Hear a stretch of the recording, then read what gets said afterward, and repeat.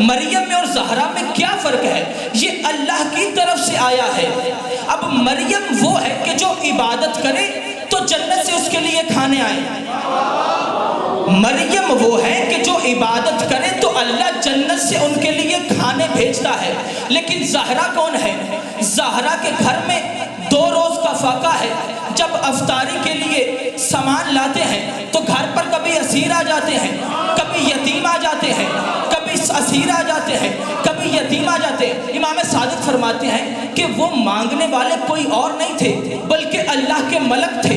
تو پھر مجھ کو کہنے دو کہ مریم اور زہرا میں اتنا فرق ہے کہ مریم وہ ہے کہ جس کے گھر میں اللہ فرشتوں کو جب بھیجتا تھا تو وہ فرشتے ہاتھ بھر کر آتے تھے اور ہاتھ خالی لے کر جاتے تھے، اور زہرا وہ ہے کہ جس کے گھر میں فرشتے ہاتھ خالی لے کر آتے تھے، ہاتھ بھر کے جایا۔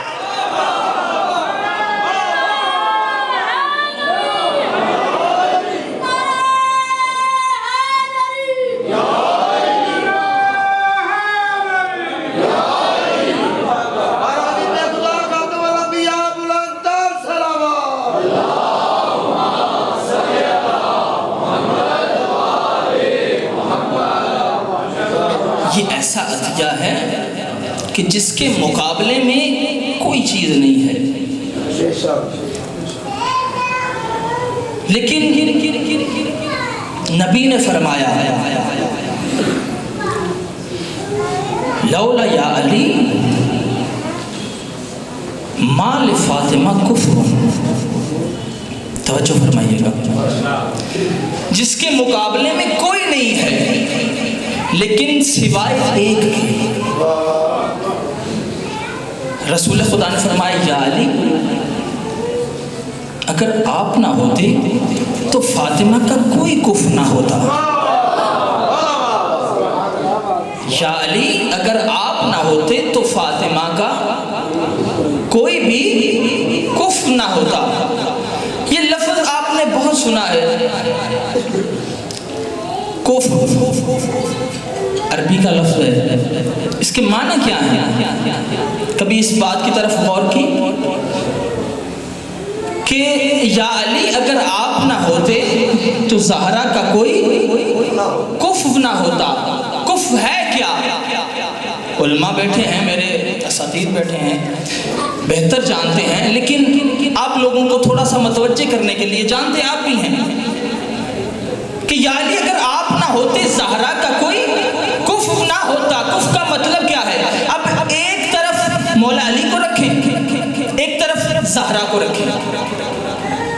علی کی فضیلت بھی آپ کے ذہن میں موجود ہے، زہرا کی فضیلت بھی آپ کے ذہن میں موجود ہے۔ اب کفر کا مطلب ہے، عربی لغت میں کفر کہتے ہیں برابر کو۔ بھائی توجہ فرمائیں، عربی لغت میں کفر کہتے ہیں مساوی کو، برابر کو۔ یعنی نبی کیا بتا رہے ہیں کہ یا علی اگر آپ نہ ہوتے تو زہرا کا کوئی کفر نہ ہوتا۔ یعنی یا علی جس مقام پر آپ ہیں، بھائی اور تھوڑا سا اس کو واضح کر دیں۔ اچھا اس سے پہلے ایک بات کہ علی کو کفر بنایا کیوں زہرا کا؟ کیوں بنایا کفر علی کو زہرا کا؟ اب یہ ایسی ہستی ہیں جناب سیدہ کہ قرآن کہتا ہے اِنَّا أَنزَلْنَاهُ فِي لَيْلَةِ الْقَدْرِ وَمَا أَدْرَاكَ مَا لَيْلَةُ الْقَدْرِ۔ اے ابن آدم تجھے شعور ہی نہیں ہے، تجھے ادراک ہی نہیں ہے کہ لیلۃ القدر کیا ہے۔ اور آپ نے سنا ہے کہ امام صادق علیہ السلام ارشاد فرماتے ہیں، مولا فرماتے ہیں کہ لیلۃ القدر سے مراد ہماری جدہ سیدہ ہے۔ اور قرآن کیا کہتا ہے کہ اے ابن آدم تو اس بات کو درک نہیں کر سکتا، تو نہیں سمجھ سکتا کہ لیلۃ القدر ہے کیا۔ اور ادھر آپ اگر نہج البلاغہ اٹھا کے مولا کا پہلا خطبہ پڑھیں تو کیا ارشاد فرماتے ہیں مولا علیہ السلام؟ مولا فرماتے ہیں الحمدللہ الذی لا یبلغ مدحتہ القائلون۔ 1-2 منٹ کی تمہید سن لیں پھر آپ کو نتیجہ دوں گا۔ مولا فرماتے ہیں حمد ہے اس پروردگار کے لیے لا یبلغ مدحتہ القائلون کہ زبانیں گنگ ہو جائیں مگر اس اللہ کی حمد اور ثنا کا ذرا برابر بھی حق ادا نہ ہو سکے. ایسا پروردگار الحمدللہ الذی لا یبلغ مدحتہ القائلون ولا یحصی نعماءہ العادون. مولا فرماتے ہیں کہ گننے والے شمار کرتے کرتے تھک جائیں گے لیکن اس کی نعمتیں شمار نہیں ہو پائیں گی. ولا یؤدی حقہ المجتہدون. اور جتنے بھی کوشش کرنے والے ہیں جتنی مرضی کوشش کر لیں اس تک نہیں پہنچ پائیں گے. اب اس جملے کی طرف توجہ فرمائیں الذی لا یدرکہ بعد الہمم. اب یہ بھی ذہن میں رکھنا ہے کہ مولا نے فرمایا ہماری جدہ زہرا لیلۃ القدر ہے اور قرآن کہتا ہے وما ادراک ما لیلۃ القدر. تمہیں شعور نہیں ہے, تم درک نہیں کر سکتے لیلۃ القدر کیا ہے. اب ایک طرف یہ جملہ رکھیں, ایک طرف مولا کا نہج البلاغہ کا یہ جملہ رکھیں. فرمایا الذی لا یدرکہ بعد الہمم. وہ اللہ تو ایسا ہے کہ جتنے بھی آپ کے حوصلے اور ہمت بلند ہو لیکن پھر بھی آپ اس پروردگار کو درک نہیں کر سکتے. اب ایک طرف سیدہ ہیں لیلۃ القدر, یہ بھی درک نہیں ہو سکتی. ایک طرف پروردگار ہے, یہ بھی درک نہیں ہو پاتا. بھائی توجہ فرمائیں, علی کو کف کیوں بنایا؟ اب پھر قرآن کی طرف چلو. قل هو اللہ احد اللہ الصمد لم یلد ولم یولد ولم یکن لہ کفوا احد. اللہ اپنا تعارف کروا رہا ہے کہ اللہ وہ ہے کہ جس کا کوئی کفو نہیں ہے. بھائی جب اللہ نے یہ اپنا تعارف کروایا کہ اس کا کوئی کفو نہیں ہے تو سامنے والا یہ بھی کہہ سکتا ہے یہ کون سی بڑی بات ہے. بھائی اللہ بھی سمجھ میں نہیں آتا, زہرا بھی سمجھ میں نہیں آ رہی, اللہ کا بھی کوئی کفو نہیں ہے, زہرا کا بھی کوئی کفو نہیں. سامنے والا کہہ سکتا تھا کہ اللہ کا اگر کوئی کفو نہیں تو زہرا کا بھی کوئی کفو نہیں ہے. پھر اللہ نے علی کو زہرا کا کفو بنا کر بھیجا. بھائی یہی تو سبب ہے, میں قربان جاؤں علی پر کہ جس نے صرف نبی کی حفاظت نہیں کی بلکہ زہرا کا کفو بن کر توحید کی بھی حفاظت کی ہے.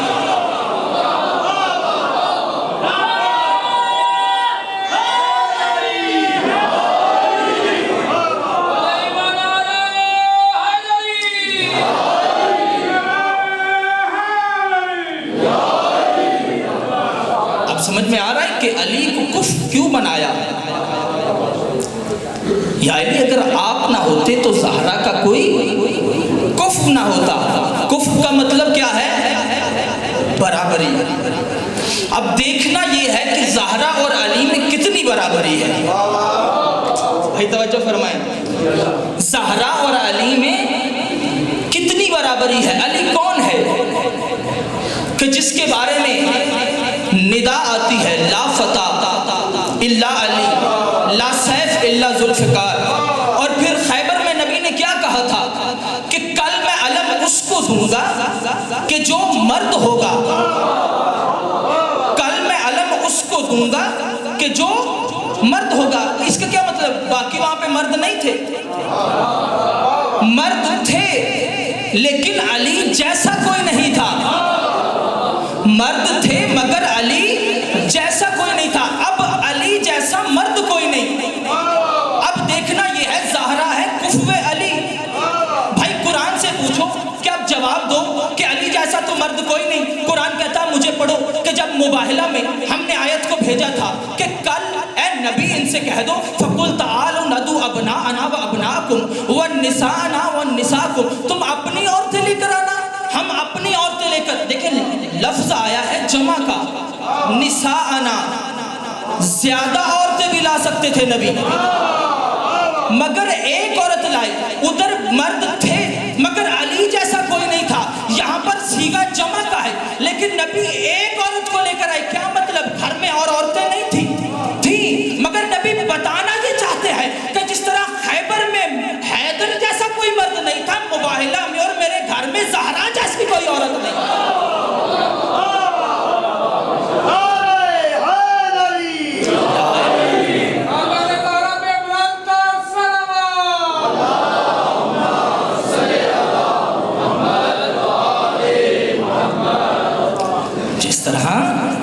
علی جیسا کوئی مرد نہیں ہے، اس طرح زہرا جیسی کوئی عورت نہیں ہے۔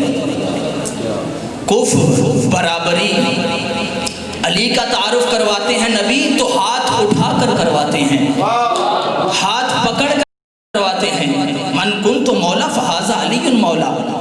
اب یہ روایت جتنے بڑے بڑے علماء ہیں ہمارے، شیخ توسی، شیخ طبرسی، الاحتجاج میں اس روایت کو نقل کیا گیا، کتاب خصائص فاطمیہ میں اس کو نقل کیا گیا، اور آیت اللہ وحید خراسانی کی کتاب ہے حلقہ وصف رسالت و امامت۔ جناب زہرا دیکھیں اس بی بی کا مقام کیا ہو سکتا ہے کہ صرف 18 سال کی عمر ہے، اور اس 18 سال کی عمر میں ایسے ایسے کام بی بی نے سر انجام دیے کہ صرف بی بی کی سیرت پر 10 سے زیادہ جلدوں پر کتاب لکھی گئی، صرف بی بی کی سیرت پر۔ اب یہ جو روایت پڑھنے لگا ہوں کہ ہم کفو ہیں، علی کا تعارف کروائے نبی تو ہاتھ پکڑ کر، اب روایت یہ ہے، رویہ عن مجاہد، مجاہد ایک راوی ہے، وہ کہتا ہے کہ میں نے نبی کو دیکھا، خرج النبی وہو آخذ بید فاطمہ، نبی اپنے گھر سے نکلے کس حالت میں؟ اس حالت میں کہ زہرا کا ہاتھ پکڑا ہوا تھا، اور نبی جب اپنے گھر سے باہر آئے، باہر آنے کے بعد نبی نے زہرا کا تعارف کروایا، کہا من عرفہا فقد عرفہا، جو تو اسے جانتا ہے وہ جانتا ہے، جو نہیں جانتا وہ سن لے، ہی فاطمہ تو بنت محمد، یہ فاطمہ بنت محمد ہے۔ اب جب نبی زہرا کا تعارف کروا رہے ہیں پھر بھی ہاتھ کو پکڑا ہوا ہے، ادھر علی کا تعارف کروا رہے ہیں پھر بھی ہاتھ کو پکڑا ہوا ہے، نبی بتانا کیا چاہتے ہیں؟ نبی بتانا چاہتے ہیں کہ جس طرح میں نے خم علی کی ولایت کا اعلان کیا تھا کہ تم سب پر میرے بعد علی کی ولایت واجب ہے، اسی طرح زہرا کا اعلان کر کے بتا رہا ہوں اس کی اطاعت بھی واجب ہے۔ فرمایا نبی نے تعارف کروایا، وَهُوَ آخِذٌ بِيَدِ فاطمہ، فقال من عرفها فقد عرف، جو تو اسے جانتا ہے وہ جانتا ہے، جو نہیں جانتا وہ سن لے، ہی فاطمہ تو بضعۃ منی، یہ فاطمہ ہے، یہ بضعۃ منی، یہ میرے بدن کا نہیں میرا ٹکڑا ہے۔ پھر نبی رکے نہیں، فرمایا ہی قلبی و روحی، یہ میرا دل ہے، یہ میری روح ہے، التی بین جنبی، یہ میرا ایسا دل اور روح ہے جو دو پہلوؤں کے درمیان ہے، من ازاہا فقد ازانی، جس نے اس کو اذیت پہنچائی اس نے مجھے اذیت پہنچائی۔ اب نبی تعارف کروا رہے ہیں اپنی بیٹی کا، اور جس نے مجھے اذیت پہنچائی اس نے اللہ کو اذیت پہنچائی۔ اب دیکھیں نبی کا قول ہے کہ فاطمہ میرا دل ہے اور میری روح ہے۔ اب دیکھنا یہ ہے کہ یہ دل ہے کیا چیز، توجہ فرمائیں، یہ دل ہے کیا چیز؟ پہلے ایک آیت پڑھوں گا، اس کے بعد ایک روایت پڑھوں گا، اگر آپ کی توجہ ساتھ ہے تو صلوات پڑھیں محمد والے محمد۔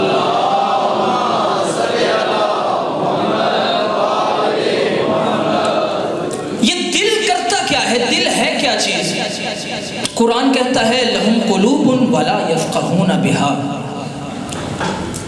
کہ وہ دل تو رکھتے ہیں مگر اس دل سے سوچتے نہیں ہیں، فکر نہیں کرتے۔ اس کا مطلب ہے دل کے ذریعے سے فکر کی جاتی ہے۔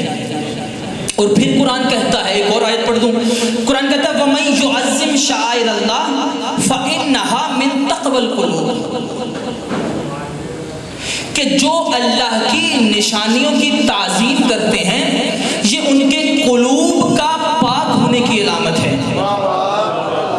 جو اللہ کی نشانیوں کی تعظیم کرتے ہیں یہ ان کے دل کے پاک اور متقی ہونے کی علامت ہے۔ دل سے ہے۔ بھائی توجہ فرمائیں، قرآن کہتا ہے